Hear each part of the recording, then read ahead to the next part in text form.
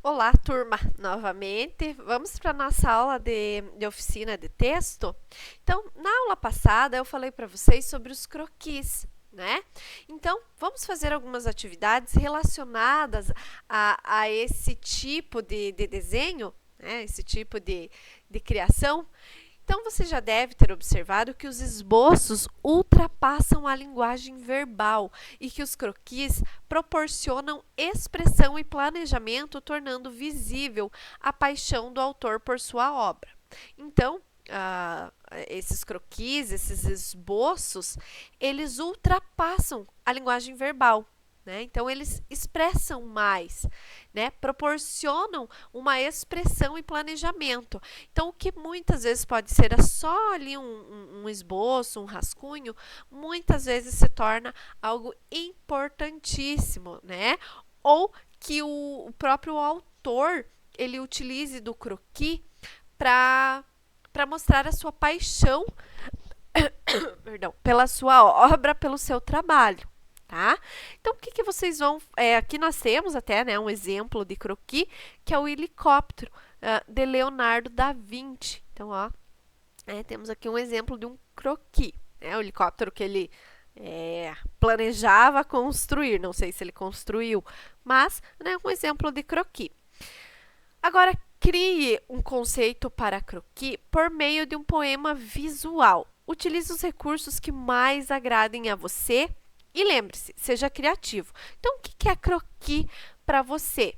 E vocês vão criar esse conceito por meio de um poema visual, ou seja, vocês podem ser criativos do jeito que vocês quiserem, tá? Só criar um conceito para o termo croquis por meio de um poema visual, tá certo? Aqui a gente já sabe que o croquis ele é mais conhecido na arquitetura ou até mesmo na moda, mas sejam bem criativos e criem esse conceito. Aproveite todas as suas reflexões para criar um cenário fictício. Inclua um parágrafo que detalhe seu esboço. Troque sua produção com um colega para ilustrarem o texto um do outro e depois comparem os croquis produzidos. A linguagem verbal conseguiu traduzir todas as suas ideias? Então, o que vocês vão fazer aqui nessa atividade, nessa produção? Vocês vão imaginar um cenário fictício, qualquer cenário. Vocês vão representar esse cenário por meio de um esboço e depois vocês vão escrever um parágrafo que detalhe o esboço, citando materiais que estarão presentes, como objetos, iluminação e etc. Tá? Aí depois, quando a gente voltar para a sala, né, a gente faz essa troca aí com o colega. Então, vocês entenderam? São duas atividades para vocês fazerem. Essa aqui, né, de criar um conceito para croquis, e depois essa aqui, onde vocês irão imaginar um lugar fictício, qualquer lugar, né, um cenário fictício, e vão fazer um croquis, vão fazer um esboço desse lugar. Criei, né, fiz esse esboço, vou escrever um parágrafo que detalhe esse cenário. Tá? Citando lá os materiais que estarão presentes, como objetos, iluminação, detalhes do seu esboço. Tá? Então, são essas duas atividades que vocês irão fazer. Vamos continuar aqui, então, expressando ideias. O croquis e a paixão, por Guilherme Maza Dourado. No limiar entre pura criação artística e manifestação da vontade arquitetônica, o esboço de arquitetura captura as fantasias e os sonhos de materializar intenções de formas e espaço. Linguagem inteligível e ao alcance de todos e ao mesmo tempo de poucos, pelo sutil jogo de dissimulação de conteúdos expressos em simples riscos, numa síntese da complexidade do ofício de arquitetar. Há pouco tempo, Octávio Paz escreveu sobre as sutis afinidades entre erotismo e poesia, concluindo que o primeiro é uma poética corporal e a segunda, uma erótica verbal. Existem relações igualmente sutis entre desenho de arquitetura e paixão. Ambos estão em permanente diálogo. O desenho se materializa porque a paixão impulsiona a fantasia. Por sua vez, a paixão se transfigura e se mostra visível nas formas que vão sendo construídas sobre o papel. Se o desenho não agrada os sentidos e não transpira a emoção, a paixão está ausente. Sem croquis e paixão não existe arquitetura. Apesar do aperfeiçoamento dos meios de representação arquitetônica, o croquis se mantém há pelo menos 5 séculos como expediente básico e imprescindível de projeto. Nos traços feitos à mão livre, revela-se a gênese de uma ideia arquitetônica e seu potencial para se materializar, tornar-se obra construída. Joseph Maria Montaner observou que a ideia de arquitetura de cada autor se reflete contundentemente nos esboços iniciais e na maneira de desenvolver o projeto. Usualmente, o esboço inicial é um tipo de desenho que não vem a público porque o arquiteto, como todo artista, acaba valorizando mais o produto final do que o processo, temeroso, talvez, de mostrar as incertezas, indecisões e fraquezas que permearam o trabalho criativo. Por outro lado, a exposição do croquis de estudo oferece argumentos para o debate sobre a complexidade da criação artística e intelectual, evidencia as relações dialéticas ou essencialmente contraditórias entre a concepção e a obra realizada. Comparar a Guernica de Pablo Picasso aos seus esboços permite verificar que esses são mais veementes que a obra final.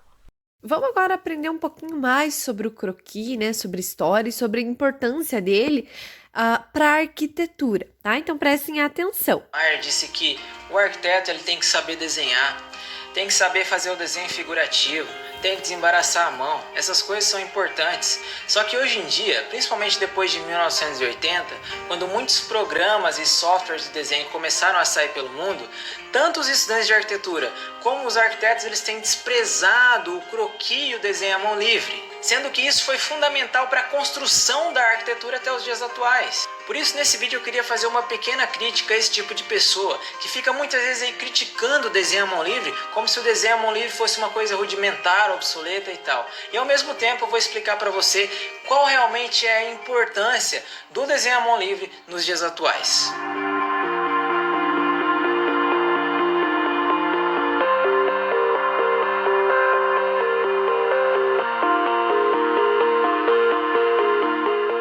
Bom, se você ainda não é inscrito no canal, convido você a se inscrever, porque toda segunda-feira a gente está adicionando um vídeo novo por aqui. Sabe, muitas pessoas costumam me perguntar se é necessário saber desenhar para fazer arquitetura. E a minha resposta é sempre a mesma coisa: não. Não é necessário saber desenhar para fazer arquitetura. Agora, é muito necessário você gostar de desenhar. Porque há uma grande diferença entre você gostar de desenhar e você saber desenhar. Quando eu era criança, eu sempre gostei de desenhar. Nunca desenhei tão bem, mas eu sempre gostei de desenhar. Desenhava Dragon Ball, carro, outros desenhos e tal da minha infância. Então, o desenho ele me levou à arquitetura. Na minha juventude, eu comecei a procurar por um curso pelo qual eu não precisasse me desligar do desenho. Pelo contrário, um curso que me ligasse ainda mais ao desenho. Eu encontrei esse curso que é a arquitetura. E o desenho ele sempre fez parte da história da arquitetura.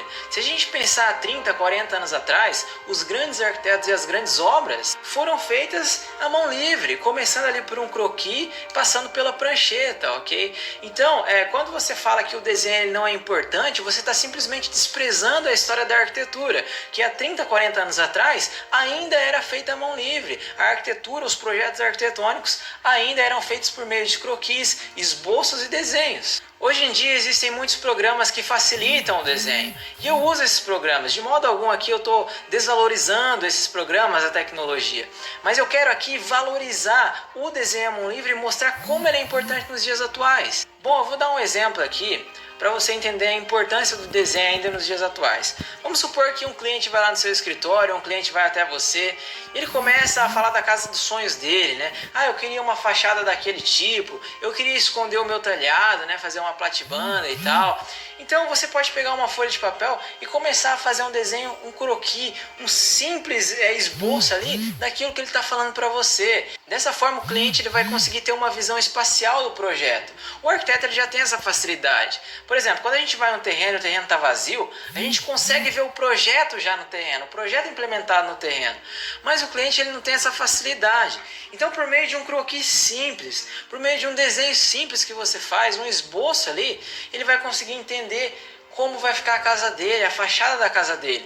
E isso é importante, né? O desenho ele caracteriza o arquiteto. Então assim, a gente não pode desprezar o desenho, sabe? Eu fico muito triste quando eu vejo alguns amigos arquitetos dizendo que hoje em dia a gente não precisa mais ficar desenhando, a gente tem AutoCAD, SketchUp e tal. Sabe, isso não faz sentido. O desenho, ele é a expressão do arquiteto, ok? Um músico, ele se expressa, por exemplo, quando ele toca o seu instrumento. E o arquiteto ele vai conseguir se expressar quando ele pega uma folha de papel, quando ele pega uma lapiseira e começa a desenhar, e começa a se expressar. Por mais simples que seja esse desenho, o esboço, o croquis, ele é a expressão do arquiteto. Então assim, galera, não ignore o desenho. Porque o desenho ele é importante. Quando o Niemeyer dizia que é importante que o arquiteto desembarasse a sua mão em uma folha de papel, desenhando e tal, é porque o desenho ele também é uma terapia. Hoje em dia a gente passa muito tempo na frente do computador, dor de cabeça, projetando e tal. Porque muitas vezes, ao começar um projeto, a gente não começa fazendo desenho no papel. Porque a gente não começa fazendo a volumetria no papel, desenhando, a gente tem liberdade para fazer as curvas e tal. É muito mais fácil. Você consegue, por meio do toque, por meio de relar na folha aqui com a lapiseira, ao tocar o grafite na folha, você consegue ter uma sensação que você não tem por meio de cliques. Então fica aqui a minha crítica. Eu creio que o desenho ele é muito importante, foi muito importante, é muito importante e sem dúvida alguma continuará sendo muito importante na expressão gráfica do arquiteto, ok? Bom, galera, era isso. Deixa eu só... Então eu passei esse vídeo para vocês entenderem, não só para a arquitetura, mas como o croquis, como o desenho, ele é importante de várias maneiras. Então, para o artista, para o arquiteto, para um designer de modas, né? Alguém que desenha uma roupa de modas, para quem trabalha com, até mesmo com publicidade, né? Porque uma ideia, gente, ela pode começar na ponta do lápis, né? Lembra que eu expliquei para vocês lá o surgimento da marca lá da Fido Dido, o desenho, né? Começou por um guardanapo, né? Foi feito um croquis num guardanapo. Então, muitas ideias podem surgir a partir de um desenho. Então, olha que interessante essa perspectiva do croquis, tá? Então, por isso eu quero que vocês façam essas atividades que eu pedi para vocês, porque são atividades que ajudam vocês a entender um pouquinho mais sobre isso, tá? Ai, professora, mas eu não vou fazer arquitetura, eu não vou fazer moda. Não faz mal. Muitas vezes uma ideia, qualquer ideia que a gente tem, começa na ponta de um lápis. Então, vamos aproveitar esse momento, né, que vocês têm para esse momento com o contato aí da atividade e tornar, né, esse momento de aprendizado. Tá bom, alunos? Eu espero que vocês tenham gostado e a gente se vê semana que vem, tá bom? Tchau, tchau, gente!